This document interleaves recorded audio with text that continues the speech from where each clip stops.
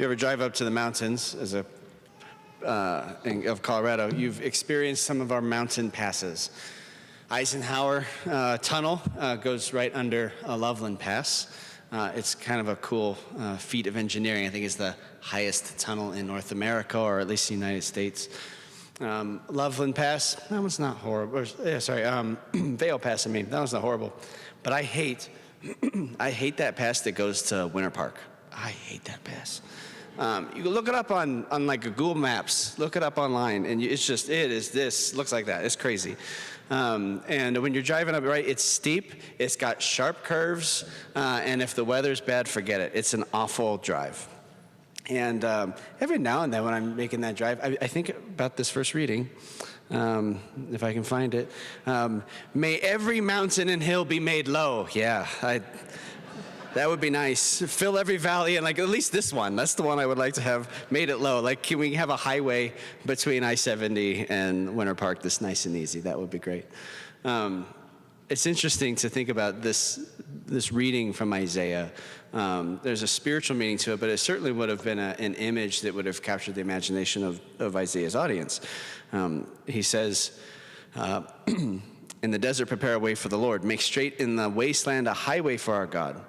Let every valley be filled in, every mountain and hill be made low. Now in the Holy Land, they don't have mountains quite like the Rocky Mountains, but everything is a hill. I remember on our parish pilgrimage, it seemed like every time we got off a bus, you got to walk uphill, every time. And so to even to talk about like this desire that there be a highway for God, that you would, in a way, make this journey to God a little bit easier. Because you think about God's people would have been frequently making pilgrimages to Jerusalem. And we drove in a bus from Nazareth to Jerusalem, and there's a lot of hills between point A and point B. That would have been quite a journey on foot, not easy to make. So there probably was a dream, like, oh, wouldn't it be nice if this is all flat and easy for us? It's an image that's intriguing, I'm sure, for Isaiah's audience. And it's something that John the Baptist kind of picks up even in his preaching at the Jordan, hundreds of years later, talking about in our spiritual life, can we lay down the mountains, fill in the valleys, make a highway for God? What are the mountains, right? The mountains would be those things in life that are obstacles between us and God. Can you knock those down? It's interesting that I think that this reading comes up in some way or another pretty much every Advent, early on in Advent in particular, that this is one of the purposes of this time of preparation for Christmas, that we do the spiritual work that it takes to make a highway for God, like start to remove those obstacles between us and God.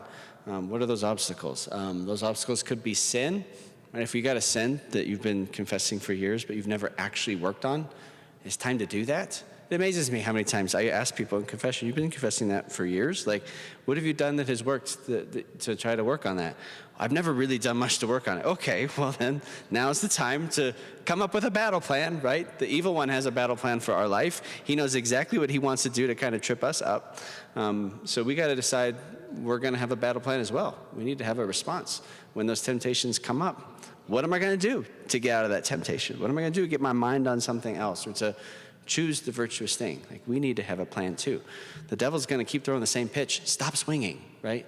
And so Advent is a time for us to work on removing that obstacle, the obstacle of sin.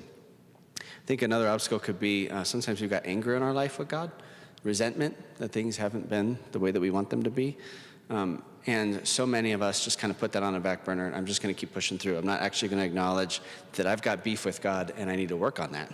And I realize it's hard working on anger with God because you know that he's perfect. So guess who's wrong, right? That's hard. I know that that's hard, but there can be real suffering in our life and real loss in our life. And we don't understand how God can be good and how this suffering has happened in my life. And we still have to work through that. That can be another aspect of removing these obstacles to the Lord during Advent, is working on whatever resentments, disappointments even that we have in the Lord. And the other one would be confusion. So many people confess that they have doubted their faith, that they doubt the Lord. There's no sin in having doubts. The sin is having doubts and choosing to never do anything about them. Right? I have had, if a person's had doubts for a decade about, I don't know, something of Catholic teaching or something about God, and hasn't ever attempted to learn anything, there's the sin, right? And so there can be this process of removing the obstacle might be, I don't know, the church has been thinking for 2,000 years on every issue that every human being's ever struggled with.